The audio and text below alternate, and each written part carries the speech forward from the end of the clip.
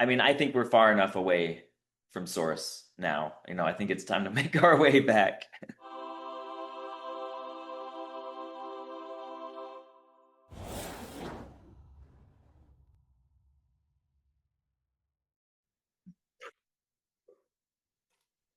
Hello and welcome to Awaken to Ascension podcast. And today we have Alex, Melissa, and myself, Janae. I'm going to be the host today.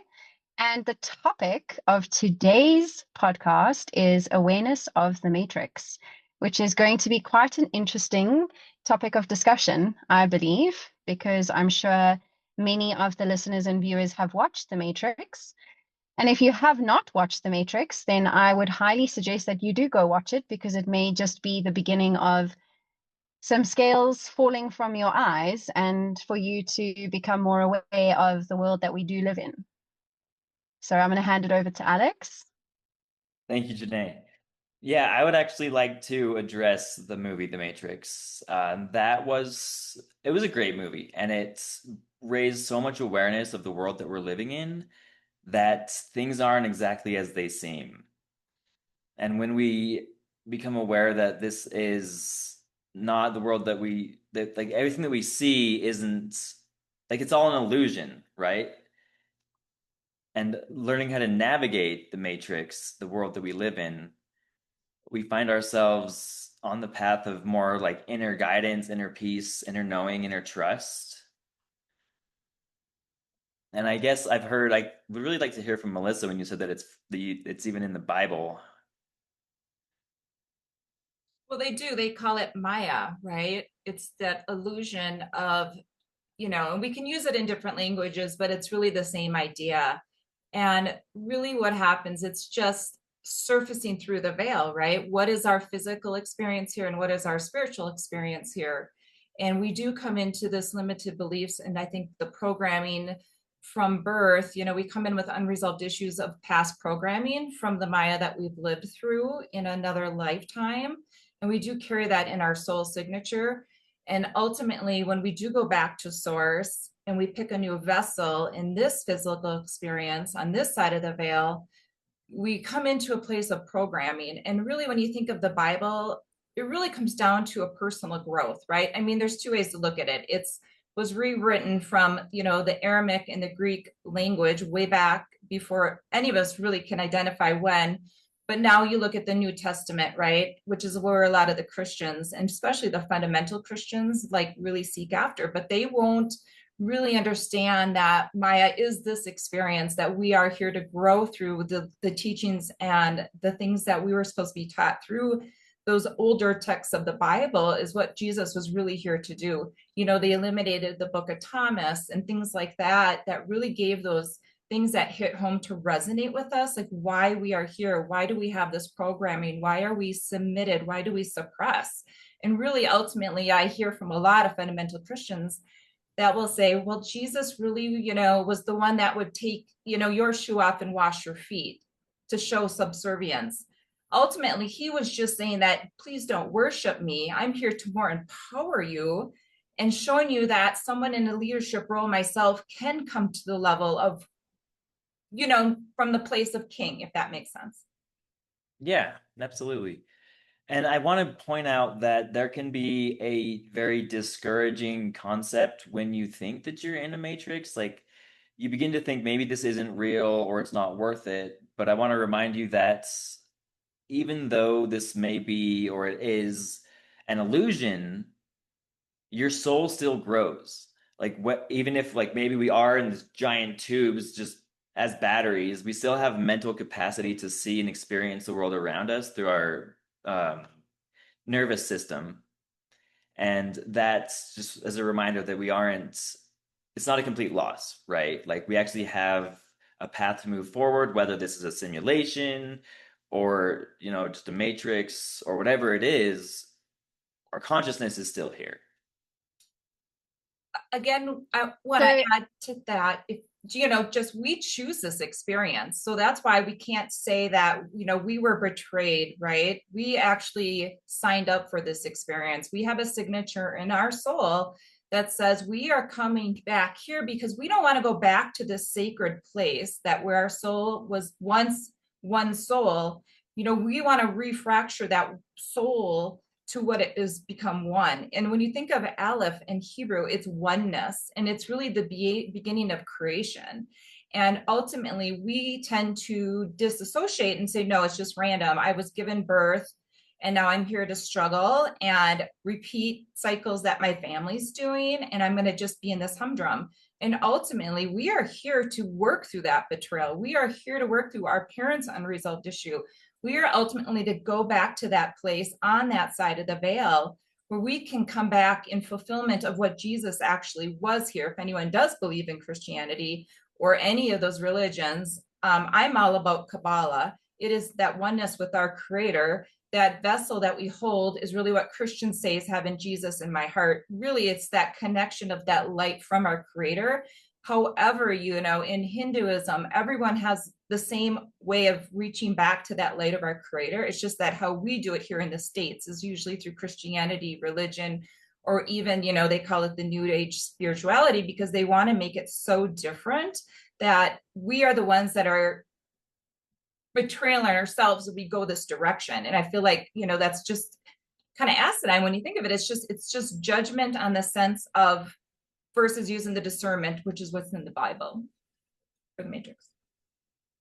Absolutely. And to just go back to the Matrix as people understand it, just, the way that it was depicted within the movie and how it was depicted, it's the frequency that we're operating on here in the system that we've been forced into. And as society, we are wearing shoes, which is taking away from grounding. And we are living in homes, which is out of nature. So the system essentially is keeping us out of our true essence and connectivity. And when we are taken out of that, we lose our power. So you have to understand that it's also a choice that you're making as a human having this experience here on Earth, which way you're going to operate. Are you going to operate within the system, or are you going to choose to not operate in the system and actually open your eyes to see that this is, as Alex mentioned, this simulation. I sometimes refer to it as a game, and every time that I ascend more, I'm leveling up. I'm kind of like moving up a level in the game. And we also talk about NPCs, which are non-players in this matrix. So it's those individuals that are so blinded by reality and that are in the system that they don't even see how manipulated they are, and that they are just living in this cycle, this repetitive cycle and karmic cycle. Right. Yeah. And that's something too. It's because we're getting so much further away from being connected with the earth, with ourselves. But at the same time, that's almost the point of, separation, right? So, like when we return to oneness, we are one with love, we're one with source. And the longer we reside there, we lose that duality of separation. So, yeah, we came down here to be separate, but we've kind of lost our way where we've become so disconnected. And now it's become so easy. Like you just wake up and the world around you disconnects you in every way, shape, and form. Like our food's got toxins in it, our water has fluoride in it, which calcifies the pineal gland, your intuitive center. And Janae's absolutely right. We have to make that decision, that choice to start moving back towards being connected. I think we're far enough away from source now. I think it's time to make our way back. I think we're far enough away from source now. I think it's time to make our way back. I do have to, just looking at myself, when I look back, I'm 53 and I look back from the time I can remember, right? And how things resonate with me, and always knowing that was something outside of what is. And I think that I always was just suppressed by family saying it's all about finding yourself through God, through the church. Not that I grew up with any kind of very heavy religion in my household, because my mom, premonitions. We had a lot of it. I would never say that I would want different parents, because I feel like they were exactly the people that I chose to move through the things that I had to create in my belief system. And then when I started to outgrow that belief system, it took me some time, right? But I think we center ourselves around people that are here to trigger us and remind us. And that's exactly what happened. I mean, it may have taken 40 something years, right? But I knew all the way along, like, what was right, what was wrong. And I knew that free will was part of that. And I do have to say that we have to see the betrayal in a side of us first, and the things that we reflect, because it all comes from within inside. And the veil is always wanting us to project it to someone else. And then we suppress. So we do rely on, prescriptions for mental health, things like that. That's just kind of part of the programming here, that we have to realize we can heal ourselves. You just have to find your path. And there's going to be so many different paths, but just being here and listening to this podcast is like such, pat yourself on the back, because we all come from different experiences, age groups, where we live. We all have very different culture, even, right? Like how I raised my family within my household, and how Alex was probably raised in his household, and how Janae was raised in her household. We are not the same, but ultimately, when it comes down to the spiritual level, we are the same. And that's where I feel like it's such a separation. It's the veil. We are really 1 foot in and 1 foot out.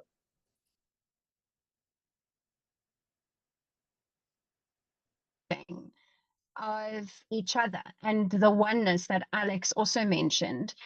We are all one, we are all connected, and we are reflections and mirrors of one another. And the triggers that you have from someone else, when they do something that triggers you, you need to actually step back and look at it from a different perspective, not something that they are doing, but something that is within you that you haven't quite necessarily looked at and understood, because they're doing something that's triggering you. So what is it that they are doing? Because that is also within you. And you also spoke about us writing our stories before we came here, which is also so accurate. And we are faced with all of these karmic lessons and all of these challenges and obstacles, which I think also people have made us believe or misled us that ascension and awakening is this, it's elated and it's this dharma that you reach, and it's this happy space, which it completely is. But we are still faced with obstacles and challenges. It's just how we are going to be able to get past those obstacles much faster and with more grace.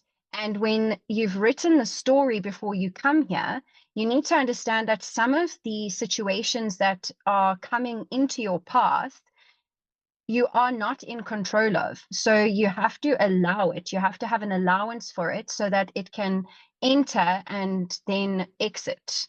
Because if you try to control it, you actually are then you're prolonging it in your life, that obstacle, that challenge, because you're focusing your energy and your attention onto it. So that's basically, you're asking the universe, please give me more of what I'm focusing on. So I just wanted to add that as well. Mm-hmm. That's absolutely true. Every bit of that.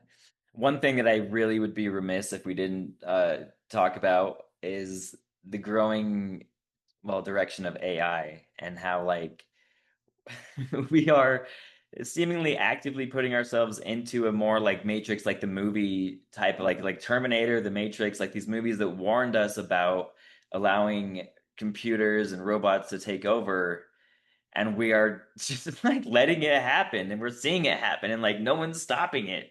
I mean, there's also like the brain rot that AI comes with. It's like the more that you rely on it, the more dependent you become on it. Mm-hmm. And when we have actual robots that do things for us, that's going to encourage muscular dystrophy. And if those robots ever just shut down, there's going to be many deaths, right? I mean, and I was also considering the idea that there was a student or a kid who committed suicide because ChatGPT told him it was a good idea, and there was no what's the word, like, repercussion for that. There was no responsibility for that. Like, who's responsible for those kind of things? But you do got to remember, though, that it is all built on binary code, right? Which is no different than we are. We are all built on code. The universe is built on code. And when you go back to even I Ching, it's all code. And even, right now they're looking at even DMT with the red laser, with Dane Glober, with through the Dream Lab. They have one here up in Broomfield, Colorado, which you might want to check out, Alex. It's pretty cool. But what they're doing is putting people on DMT on different levels of it and seeing the code through the red laser. And they're all seeing the same thing. And they're seeing the binary code. We all, there's so much. And this is where I feel so like gifted to have a son that actually understands a lot of this. And when you start to really understand, and he has done macro dosing on psilocybin, and the things that he had seen at such a virgin age of not really going through a lot of heartache or things that really have broken his heart, but in the sense of under a family unit, you're still going to get pieces of that, from this stuff that's dysfunction from between me and my husband, right? You will always grasp that as an unconsciousness into our subconscious and our unconscious. And when he did his plant medicine, I was just blown away with what he actually leveled up. He actually said he saw God, and he knows God is not the man that sits on the cloud. He knows that there's two forces. There's the dark force and the light force. He's seen it all. I mean, he literally said he got up in the middle of his macrodose and looked in the mirror, and his eyes were completely black. And when he looked at himself, he went into a whole nother level. So when you think of it, where did he cross into the veil? When, it's no different than an NDE, right? A near-death experience. The things that he actually shared with me, my husband and I watched near-death experiences, it was right on point. And when he did his own research on people that had plant-based experiences, he's like, there were so many things that he took away from other people's experiences that he saw himself. So clearly we do enter another dimension when we allow to take out that stuff that's blocking us, our thoughts, because thoughts are, when you really think of what is a thought, that would be a whole nother topic, right? Because we get thoughts. I mean, I get thoughts. I mean, I have so many stories, and I could take up 3 hours, but I've been there where I was like, wow, that is so magical. And I'm not even taking plant medicine. So you can actually have that connection through meditation, through our affirmations, through our mantras, how we set up our day. You can have those experiences within yourself and create that old DMT. So I wanted to touch on when you spoke about codes and coding and obviously just the AI and all of those things. I've had experiences where if I watch television, I actually see the picture very differently to what most would see. So it's almost as though every single person has an aura around them through my eyes when I'm watching TV. So I don't watch a lot of television because I don't believe that it is very healthy for my own journey in my own self. But everything is energy as well, and that's also something that we all forget, is everything around us is energy, and it's the illusion that we've been taught that it is solid, but it's energetic. And to go back to the codes with speak, or you write onto water. So we are made up of 70% of water.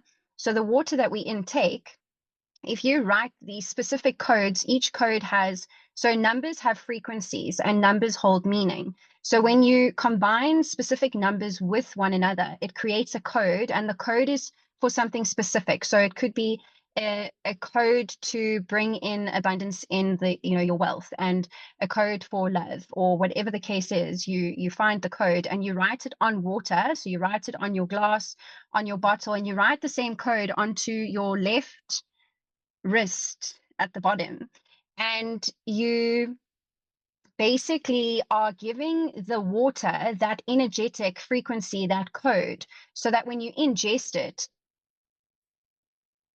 that frequency is then held within your body, because your body is water. And majority of the earth around us is also water. So we are so aligned and so connected to that specific element. So I just wanted to touch on that coding aspect as well, just for the listeners and viewers. If they didn't know that, they can try it. Yeah, and it is good though. You have to understand though, it is a part of that daily practice in your foundation. Because I know even in Hebrew, if I use the frequency of lam yod yod, which is, it's actually the purification of water. So when I shower, I always say, I bring in, sorry, I misplaced that. That was dialing God.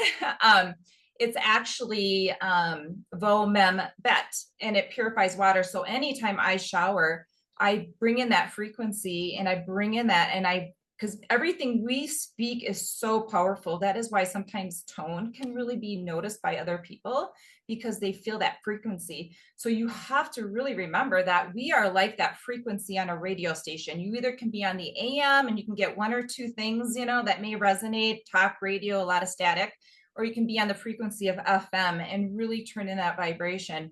Because I know, like one of my sons, if he doesn't get enough water, he feels those intrusive thoughts kind of invading him because he's dehydrated. Because water is such a purification for us, and it keeps us afloat and really connected to that light. So when he is like dehydrated, he feels intrusive thoughts, he feels anxiety. He starts to put water into his body, he can feel it start to grab that stability. So water is so important, especially with people that have a lot of those like neurodivergence, right? They have a lot of ADD. A lot of them are so dehydrated, they don't even pick up water and drink it. They're all about soda. So it's a huge thing. Mm-hmm. And so we are going to be closing off very soon. So I just want to see if Alex has anything to add to this incredibly insightful podcast that we are speaking about, the topic that we've discussed. No, thank you. Yeah, no, I was just going to say we are about out of time. I want to thank you all for viewing. And if you have any interesting comments about the Matrix, drop them in the comments below. Like and subscribe. And thank you for watching. Thank you so much. Sending you so much love.